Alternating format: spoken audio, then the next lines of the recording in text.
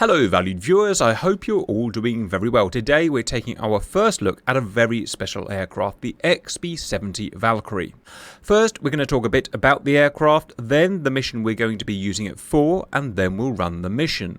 So, the North American Aviation XB-70 Valkyrie, the prototype designation for the B-70 bomber, was to be a deep penetration supersonic strategic bomber. Designed in the late 1950s, it was to replace the B-52 Stratofortress and B-58 Hustler, which were becoming vulnerable to increasingly effective Soviet supersonic interceptors. Valkyrie was an exceptionally ambitious design. It could cruise for thousands of miles, fly above Mach 3 and above 70,000 feet. There would be literally no way for Soviet interceptors to get airborne in time, climb, and make the intercept. During its design phase, Valkyrie was considered to be invulnerable to Soviet defense at the time. In the late 1950s, however, the game was changed as the Soviets introduced their first long-range, high-altitude surface-to-air missiles. As fast as it was unlikely Valkyrie could beat these missiles in the long term. As a response to the SAM threat, the US Air Force switched from high altitude to low altitude bombing doctrine. Valkyrie simply wasn't suited to this type of flight and was cancelled as a bomber in 1961.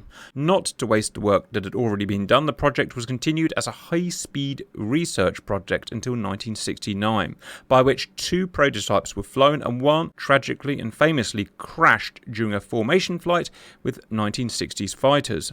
The XB-70 was equipped with 6 General Electric YJ93GE3 turbojet engines, which used JP6 jet fuel specially formulated for the mission requirements. The engines produced 28,000 pounds each with afterburner. Some notable records it set: fastest speed, Mach 3.08, over 2,000 miles an hour, 3,250 kilometers an hour. Highest altitude record at the time, 74,000 feet. Maximum time sustained over Mach 3, 32 minutes. Its length was 185 feet and wingspan 105 feet.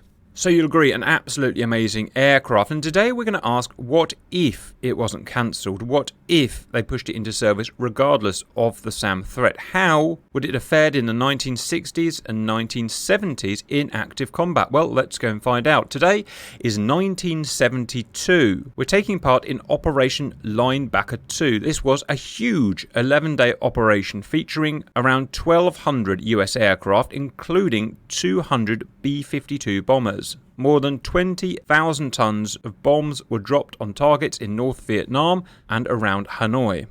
Losses were relatively high. PAVN claimed 81 US aircraft were shot down, including 34 B-52s. The primary surface-to-air threat at the time, the North Vietnamese Soviet-supplied SA-2 Guideline surface-to-air missile. Being produced from 1957, it had a max speed of Mach 3.5 and a ceiling of over 90,000 feet, so even the mighty Valkyrie could not outrun it or go over it. And the great thing about Sea Power is we have the whole world 1-to-1 scale, so we can do the actual missions. In real life, the Buffs flew from Guam here, 2,400 nautical miles, about 3,000 land miles, about 5,000 kilometers away from their target. Today, we're attacking one of the targets from Linebacker II, which was Phuc Air Force Base, the main northern fighter base, which is here, about 20 miles northwest of Hanoi, around here. In our simulation, there will be 4 SA-2 sites. One here, just south of Phuc, one here, northern Hanoi, one here, southern Hanoi, and one here on the coast. They also have early warning radar and 2 pairs of MiG-21s already airborne and patrolling here and here. We will be flying out from Guam here, and we'll go in 2 stages. First, we're going to send 3 arc light raids of B-52s, pretty much how they would have done in real life. They will take off, go 2,000 plus miles to the South China Sea, meet up with tankers, refuel, and then they will go for the strike. We'll assess their performance, and then we'll try the XB-70s doing exactly the same. And along the way, we can find out about the advantages and the disadvantages of each aircraft. So, first of all, let's get our aircraft airborne. For the Ferry, we'll just go in loose 9 ship. In real life, arc lights operated in 3s, but we'll split them into 3s after the tanking. So, first, our buff Gs times 9. strike heavy, so that will be 45 750-pound M113 bombs and launch. And after that we can have our Valkyries times 9, and they will be strike heavy, which apparently is 36 2,000-pound Mark 84s, which seems a bit ambitious for a Valkyrie for me, but let me know what you think. And launch and speed up. Go buffs. Well, as you can see, that's a very spacious hangar inside. Here come the Valkyries. Look at the size of them compared to the buffs. Absolutely enormous. Look how their wings, dihedral and anhedral. We'll talk about that along the way. Alright, we can probably start issuing orders now, so slow down. So, first, let's get the buffs on their way. They're going to need a head start, let's face it. Please go 2,500 miles over here to the tankers there. Their range is shown by the blue line here. As you can see, they can only just make it 2,500 miles, but of course it's dynamic. It's based on their current speed, as well as fuel load, as well as altitude. So what we're going to do is ask them to climb to 37,000 feet at cruise height, and we're going to set them at a speed of Mach 0.77, then ideal speed. And as they get higher, you'll see that their endurance ring will increase. You can see it's increasing already. Let's get the XBs on their way. So let's get you guys up to altitude. Over there you go. Let's get you up to 36,000 feet. Let's get you to cruise Mach 0.87. Afterburners on to get there. And that's it. Go Valkyrie. 20,000 feet, 30,000 feet, 37,000 feet, and they've now got a range of pretty much all the way to India, which is pretty impressive. In real life, indeed, they did have to refuel from tankers in this position pretty much, and you can see, as the whole world is modelled, it's dark over here, and it just shows the distance that we're going to have to get to. The XB-70s are at an altitude of 36,000 feet at their cruise speed of Mach 0.87, and oh dear, look, they don't even have the range to get there. And that's because we're going to have to find a more efficient cruise altitude, presumably. Let's try 60,000 feet. Afterburners on. So amazingly, even at what is their most efficient cruising altitude of 60,000 feet and speed of Mach 0.87, we can't even make it to the interceptors. So we're actually going to have to move the tankers to come and meet us, which is a little bit embarrassing. As we said, it has 6 very large turbojets and a really interesting method of flying. You can see its revolutionary shape. My understanding is the way it worked was that the intake spike here would split the air, causing a massive compression wave. That compression wave angle at a predicted speed of Mach 3 was tallied exactly with the angle of the leading edge of the wing, meaning that the wing would, an aircraft as a whole, would ride a large compression wave. That compression wave would be tailored to give extra lift, therefore reducing overall drag and giving a very efficient flight at 3 times the speed of sound. As well as that, once the aircraft was supersonic, you can see hinges in the wings there, and the kind of outer half span of the wings would droop down to up to 62 degrees to firstly increase the efficiency of that compression wave riding and critically add extra stability. As well as that, like Concorde for instance, you had retractable heat shield around the canopy. It was just a pretty mental design. Back to the buffs, and that's pretty much it, viewers. We took off at, I think it was 2000 hours Zulu. It's now 2042, so we're 42 minutes in, and we're now going to speed up and pretty much run the mission as per real life. Off we go. 1 hour in. That's 2 hours in. 2.5 hours in. 3 hours in. 3.5 hours in. XB's going 0.1 Mach faster than the buff, so they're going to get there first. They can start their tanking. Now, as far as I'm aware, you can't actually do tanking in sea power, so what will have to happen is once we get there, I'll just restart it with them at this position at full fuel. Might as well wait for the buffs to come. We are at 0-100 hours, so we've taken 4 hours to get here. Look, this guy's run out of fuel and he's on his way back. Best ignore that. Buffs arrive 4.5 hours later. Right, we're going to do some fictitious air-to-air refueling, and then we'll start with the buff attack. Welcome back. It's 0200 hours. The refueling is complete. I've split the 9 buffs into arc light raids of 3, which is how they operated in real life. We're at 37,000 feet. Mark 0.77. Let's go. You guys go there. We're deliberately going above the defences because obviously I didn't want to have to model the defences of the whole country. Alright, distance to SA2, 80 miles, 70 miles. Start to slow down now. We're now 21 minutes into the second part. At this point we can start giving orders. So buffs group 1, please bomb. Phuc Yen 2, please bomb. Phuc Yen, you guys please bomb. That SA2 there, don't know why. Let's just get it done, see what happens. Distance 34 miles to the SA2. SA2 range, depends on altitude, but about 20 miles. As soon as that first SA2 starts firing, then I'll set the MiG-21 interceptors off. 24 miles to SA2. From memory, that's the fan song track radar. I think that's the spoon rest there. And I guess I saw another one spinning somewhere. That's a P19 or something. I'm not sure. You guys will correct me. Well, we're pretty much flying overhead now. Lead buff is 15 miles away, so we're definitely within altitude, still 37,000 feet.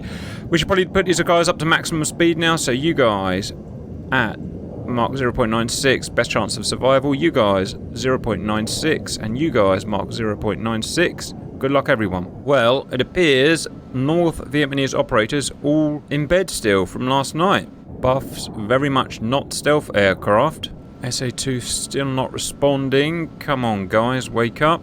You know what's happening here? They're all splitting off, performing high-level ingress. Why would they split like that? I don't know. It must be. I don't think arc light raids were like that in real life. Engaging, blah blah blah blah blah. Yeah, engaging. I don't know. I believe sea power has become sea power at this point. I'll try manually speeding them up. It is notoriously terrible, this game, for aircraft control. And when I say terrible, I mean just really, really bad. Well, it appears the SAMs maybe have the same problem. Alright, well, I'll give it a couple more seconds. Alright, well, I believe welcome to sea power. These guys are already intercepting, but they don't appear to be intercepting very well, so I'm going to help them out just a bit. You, please use that weapon on that guy there. You, please use that weapon on that guy there. These guys can come in and do the same. You, please attack that guy there. Still no SA2 fire. It's quite amazing, really. You use that weapon there. We have a missile out. We have actual missile out. Right, the SA2 has woken up, and off it goes. 1,700 knots, over 3 times the speed of sound, and it has a buff in its sight. So it took a little while to wake up, but we're there now. First buff down. First buff, amazingly, not down. Another missile question mark? No, but interceptors are on their way, climbing. MiG-21, Mark II capable. Checking SA2 is going to fire again. Yes, it is. Van Song was aiming. Well, I don't know why it took so long to wake up, but it's up now. Well, first buffs made it through. I take that back. We have a Sidewinder ski. An atoll out. And a miss. Haven't quite got to altitude yet. Oh, we've lost a buff. We've lost a buff. The guideline hit it. And another missile out. First stage booster ejected. Radio command missile, obviously. Checking these guys. Doing a very strange intercept at 3,000 feet. Again, I'd probably just welcome to sea power. I'll try helping them out again. You, please intercept properly. Okay, fixed him. You, please intercept properly. Fixed him. These guys trying to catch this guy up. This guy doing whatever he's meant to be doing. And do we have another missile? We do not. So far, amazingly, only one buff shot down. Ooh, there we go. Interceptors. Are they climbing finally? Yes, they are. Is he going to get hit? He is hit. Second buff down. Missiles out here. Atoll out from MiG-21. Evaded. Another missile out. Kinematically evaded. Question mark. No, just terrible, terrible missile. Well, the MiGs have done a really poor job so far. Another missile out from the guideline. As a buff goes down with one wing blown off. Ouch. 1,400 knots. Is it going to catch up? Look at this little waggling it's doing. No, it's not. Check the MiG. He's going to shoot shortly. Check that, MiG. Why? The sounds are so loud in this game. Do something about that, please. Intercepting. Missile out from Hanoi South. Missile out from the rear. Oh, Jesus. It's coming in with guns now. It's going to be problematic. Well, more guidelines. Can't say it's not exciting. I'm surprised how bad the guidelines would be. In DCS, they would hit every time. No questions asked. They miss almost every time in this. Another one. It's going to miss or hit his own friend. No, maybe not. Another buff shot down with guns. Missed. MiG in close for guns. Now remember, the real B-52G had guns on the rear. Ah, it does. Miss. Guns firing. Yeah, a bit weird why it's not firing back, but there you go.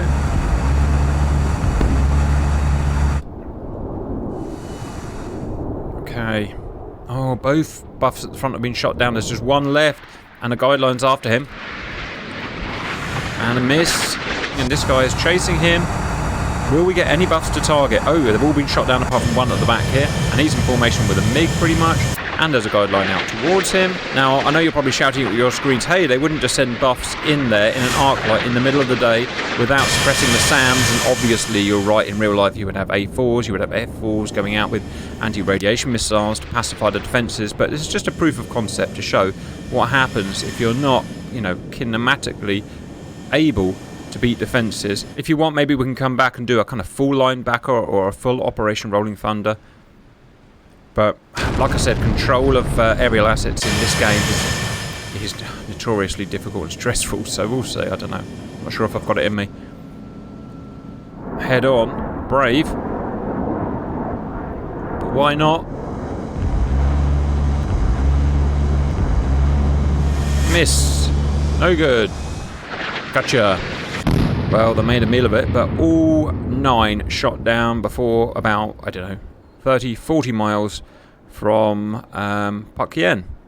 Same scenario, reset, this time B-70s. Off we go, boys. Go there, go 60,000 feet because we need to save fuel, and go cruise. Rangering. Oh, wow. Plenty of fuel. Now, as soon as we get to 70,000 feet, we turn on our afterburners to go fast, the range will dramatically decrease. So we really need to do that at the very last minute. Alright, 80 miles, let's get up to 70,000 feet now. So climb to 70,000 feet.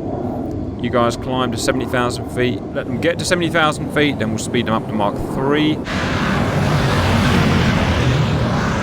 So fuel is going to be absolutely critical, so I'm going to keep them at cruise speed for as long as I dare. 40 miles, that's it. We're going to go, you guys, punch it. Max speed, Mark 3.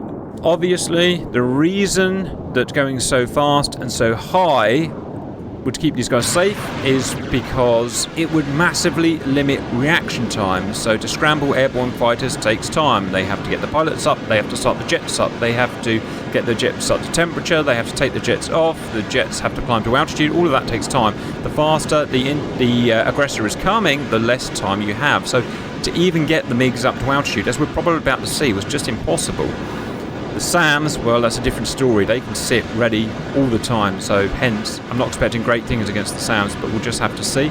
As well as that, and this may play a part, this may not, I don't know how well Sea Power is modelled, but the radars of the 1950s and 60s struggled to see fast objects. So, although these were big and they were not stealthy, going so fast would mean that, due to the scan refresh ratio, I think it was called, of an early radar, it would be much harder to track something going so fast. 30 miles from SAM. Oh, fuel is depressingly bad.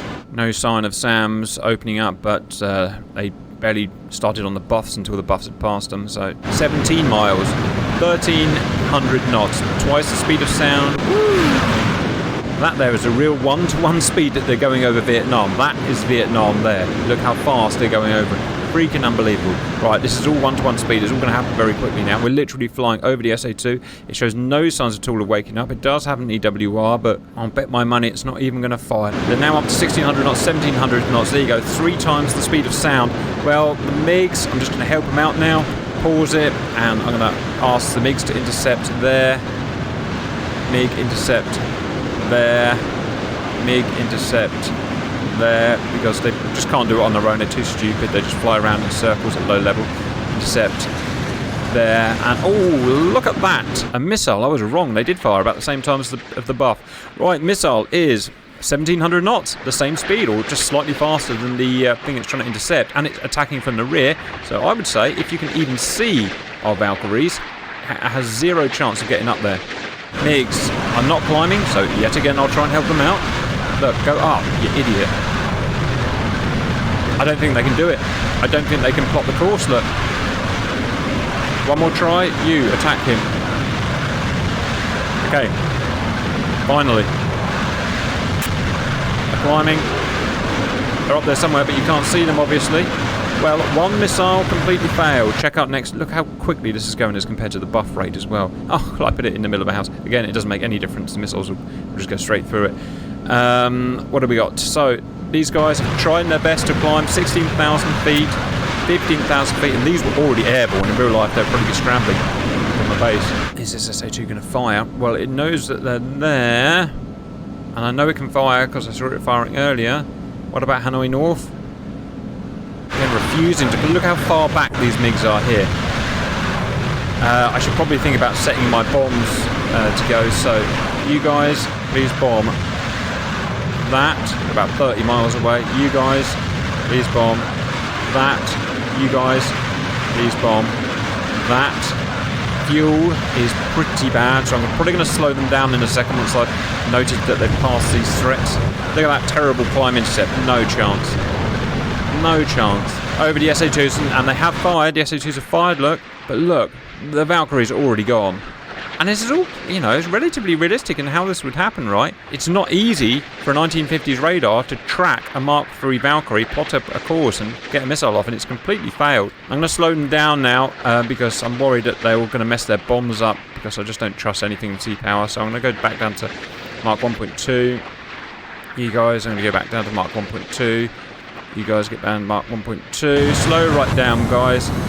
I see they've gone down to 60,000 feet. They probably need to do that for the bombing. They probably can't bomb above 60,000 feet. So they are slowing down now, but still, this missile is at 16,000 feet. It's not going to do much. One SA-2 here. Hasn't fired yet. These guys. Oh, they've gone right over the target and they haven't bombed. Well, there you go. None of them have dropped their bomb. Oh, yes, they have. These guys have dropped their bombs. And the bombs are way over target, because that was the base there.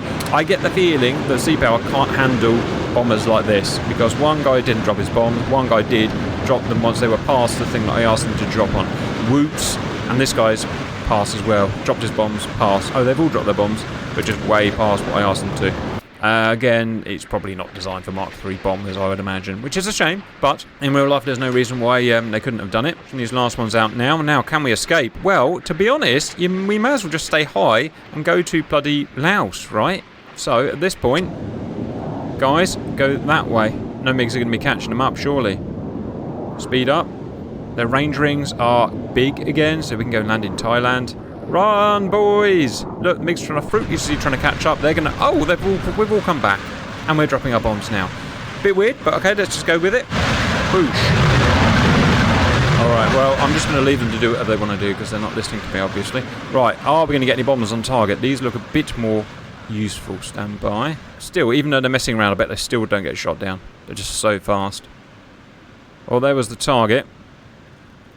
Not quite. It appears we hit a civilian area, and about 1,000, no, more than 1,000, about 2,000 civilians were killed, I believe, in Linebacker II. It's, yeah, it's just the unfortunate technology of the time. Done. Still, nothing got intercepted. Still, MiGs are just flying around like idiots, and still, the SA-2s cannot intercept, even though the bombers are down at 60,000 feet now. They're just so fast. Right, I'm going to leave them to go home, unmolested. What did we learn from this? Well, sea power is a real bitch to play planes, but we knew that anyway. Great for ships, though. Really good for ships. It's just the way it is. Can't have everything. The buffs, although they had no anti-radiation seed to pacify the SAMs, were completely wiped out because they couldn't go high enough, they couldn't go fast enough, they didn't have enough way of firing back. Although, strangely, they didn't fire back with their guns, but I don't know, whatever. The XB-70s, on an identical mission, although we struggled for fuel a bit, and I'm pretty sure we're all going to run out of fuel before we get to the tankers, got through completely unmolested. We did get shot at by all of the SAM sites, and we did get chased by all of the MiGs, but they just couldn't manage it. No one could make the intercept, exactly as you'd expect in real life. It's kind of as I guess we were expecting, but it's nice to see it happen, as awkward as it was. So if you absolutely wanted to be invulnerable in the Vietnam War, I guess, oh, look at that guy, he's going back for seconds. I guess you should have used the XB-70. I hope you enjoyed that, viewers, and bye-bye.